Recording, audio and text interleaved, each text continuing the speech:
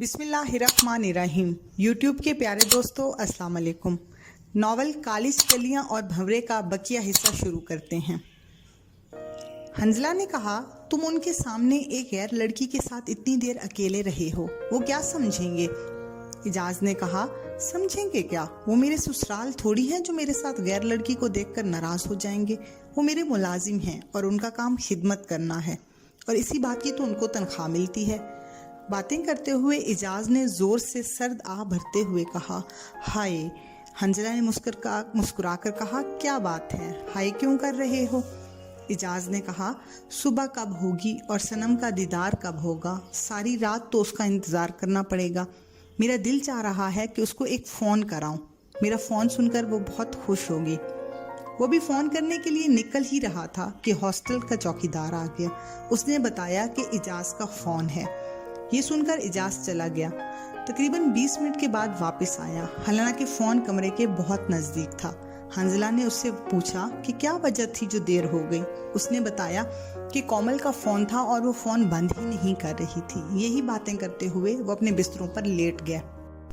फिर 2 दिन बाद सुबह सवेरे हंजला नमाज पढ़ने के बाद अपनी वर्जिश के लिए रेस कोर्स से वापस आया तो कॉलेज के लिए तैयार होकर निकलने ही वाला था। इजाज ने कहा, ठहरो, इकट्ठे चलते हैं।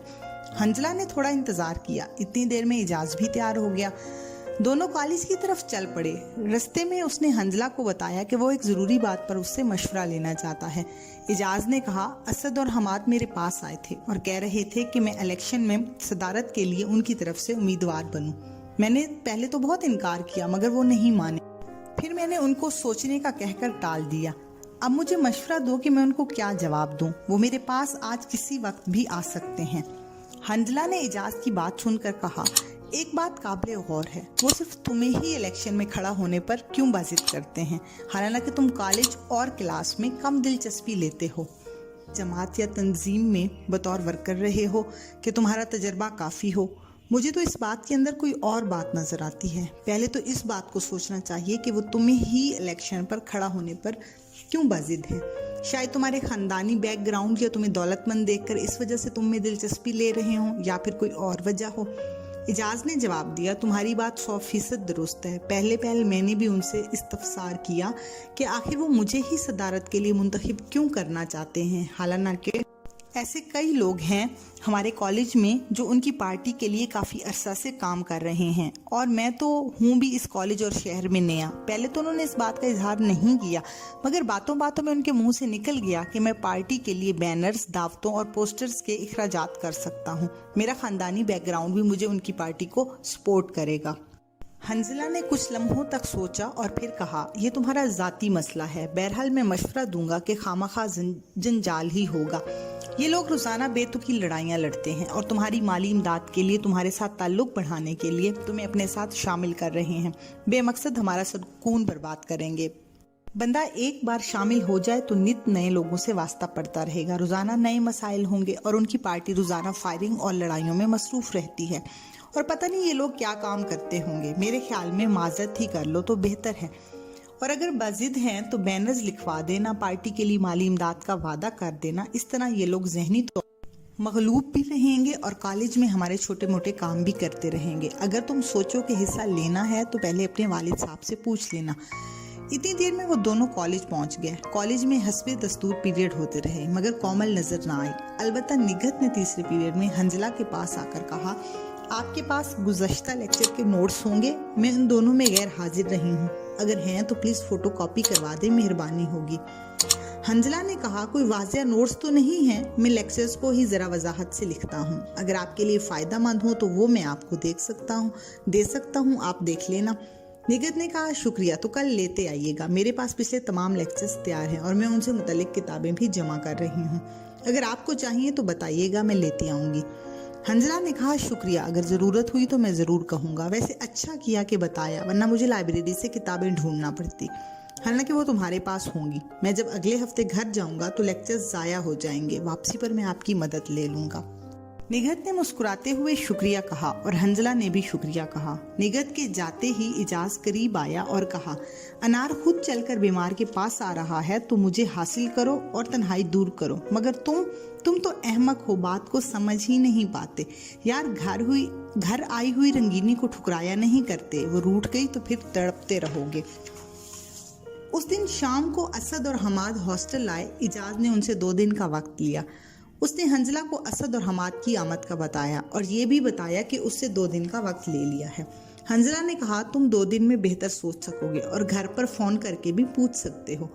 इजाज ने मौजू बदलते हुए मुस्कुराते हुए पूछा, निगत के बारे में क्या ख्याल है? बात बढ़ा रहे हो या नहीं? वो लेक्चर्स की फोटो कापियां तुमने करवाई या अभी नहीं? हंजला ने कहा, फोटो कापियां तो मैंने करवा ली हैं, मगर बात बढ़ाने में अनजाना सा खौफ महसूस होता है। और सच बात यह है कि मेरा दिल भी मीठी मीठी बातें सुनने को करता है और ये भी चाहता है कि मेरा कोई ख्याल करे, किसी लड़की से मेरी दोस्ती हो, लेकिन एक डर सा है। इजाज ने कहा, डर कैसा? तुम कोई लड़की थोड़ी हो जो डर रहे हो, डर तो लड़कियों को लगता है। और अगर तुमने कभी किसी लड़की से दोस्ती नहीं की, ये तो पहली दफा अफेयर चलाने में महसूस होता है। लगता है अभी तक इस फील्ड में कोरे ही हूँ। हंजला ने जवाब दिया, मेरी पहले कभी किसी लड़की से बात नहीं हुई। डर लगता है कि बातों बातों में बंदा कोई वादा ना ले ले, तब पाबंद हो जाता है। कोई मोहब्बत करता है तो उससे मोहब्बत हो जाती है और बात बढ़ जाती है, और मुझे इस बात से डर लगता है। इजाज ने कहा, मीठी मीठी बातें करो, मजे दो, अय्याशी करो। रही बात बढ़ने की, तो तुम जहन पर सवार ना करो, वो सब ठीक हो जाएगा। तुम्हें किसी किस्म की परेशानी की जरूरत नहीं, मैं तुम्हारे साथ हूँ, मुझे इन मामलात में काफी तजर्बा है। अगले दिन सुबह कॉलेज जाने से पहले इजाज ने हंजला से लेक्चर्स की कापियां लीं और कहा कि वो निगत को खुद दे देगा। कॉलेज में लेक्चर्स की फोटो कापियां इजाज ने निगत को देते हुए कहा कि इसके बाद तो पीरियड होते रहेंगे और सिलसिला भी चलता रहेगा और तुम ध्यान से तैयारी कर लेना। इस क्लास में तमाम स्टूडेंट्स शफीक साहब से मुतासिब थे, खासकर उनके लेक्चर्स को तवज्जो से सुनते थे और तैयार करते थे। प्रोफेसर शफीक बड़ी धीमी तबीयत के बाअसूल आदमी थे। उनको अपने मजमून पर काफ़ी अबूर था और उनका मुताला भी बहुत वसी था। अंग्रेजी अखबार के बाकायदा कालम नवीस भी थे। वो अपनी तहरीरों के हवाले से एक मकाम रखते थे और क्लास में मजमून पढ़ाने के अलावा एक नासे का किरदार भी अदा करते थे। मगर उनका अंदाज इतना प्यारा होता था कि उनकी नसीहत किसी को चुभती नहीं थी। वो ज्यादा उम्र के ना थे, यही कोई 40 के लगभग। और भी प्रोफेसर्स थे, मगर सबसे ज्यादा मकबूल शफीक साहब ही थे। वो दिन गुजर गया। अगले दिन सुबह निगत ने पहले पीरियड में हंजला को एक किताब दी और कहा, ये किताब मुझे इजाज ने लाने को कहा था। वो कह रहा था कि आपको इसकी ज़रूरत है। वैसे आप लेक्चर्स बहुत अच्छे नोट करते हैं और आपका कार्ड बहुत अच्छा था। अच्छी चॉइस है आपकी कार्ड की और लफ्ज़ों की। हंजला उसकी बातें सुन रहा था और उसकी समझ में नहीं आ रहा था कि ये किस कार्ड की बात कर रही है, लेकिन उसने मुस्कुराते हुए किताब वसूल कर ली। पीरियड होते रहे, क्लास फेलोज से गपशप चलती रही। अब उसकी आदत बन गई कि हर एक गुफ्तार और अंदाज नोट करता रहता।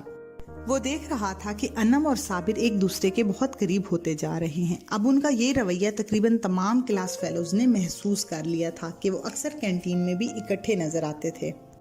कॉलेज का वक्त खत्म होने पर इजाज और हंजला वापस हॉस्टल की तरफ चल पड़े। रास्ते में इजाज ने मुस्कुराते हुए हंजला की तरफ देखा और कहा, आज निगत से क्या बातें हो रही थी और किताब कहाँ है जो उसने तुम्हें दी? हंजला ने किताब इजाज को देते हुए कहा, यार वो किसी कार्ड और तहरीर के बारे में बात कर रही थी, मेरी समझ में कुछ नहीं आया। इजाज बदस्तूर मुस्कुरा रहा था और हंजला के चेहरे पर नजर काटते हुए कहा, तो मेरी तदबीर काम कर गई। मैंने एक खूबसूरत कार्ड लेकर उस पर लिखा था और तुम्हारे नीचे नाम लिख दिया था। मुझे यकीन था कि वो इस बात पर believe me I am alone खुश होगी, क्योंकि उसकी शदीद ख्वाहिश थी कि तुम जरा घास डालो। सो मैंने जरा डाल दी और मेरे अंदाजे के मुताबिक इस किताब में कोई ना कोई मुस्बत तहरीर जरूर भेजी होगी, इसलिए मैंने ये किताब तुम्हारे लिए मांगी थी। ये कहकर इजाज किताब लेकर खोलने लगा। उसको एक बड़ा लिफाफा नजर आया। उसने जैसे ही लिफाफा खोला, उसके अंदर एक खूबसूरत सा कार्ड था। उसने कार्ड को लिफाफे से बाहर निकाला तो एक बहुत प्यारी खुशबू उन्होंने महसूस की। खूबसूरत कार्ड को किसी कीमती खुशबू से मुअत्तर किया गया था और कार्ड को जब अंदर से खोला गया तो उसके अंदर दर्ज झैल तहरीर थी। प्यारे यूट्यूबर्स, प्लीज़ आप हमारे चैनल को सब्सक्राइब करें, लाइक करें और शेयर करें और घंटी के निशान को दबा दें ताकि हमारी हर आने वाली वीडियो आप तक पहुंच सके और हमारी हौसला अफजाई हो सके। जी तो दोस्तों, आज के लिए یہ ناول اتنا ہی۔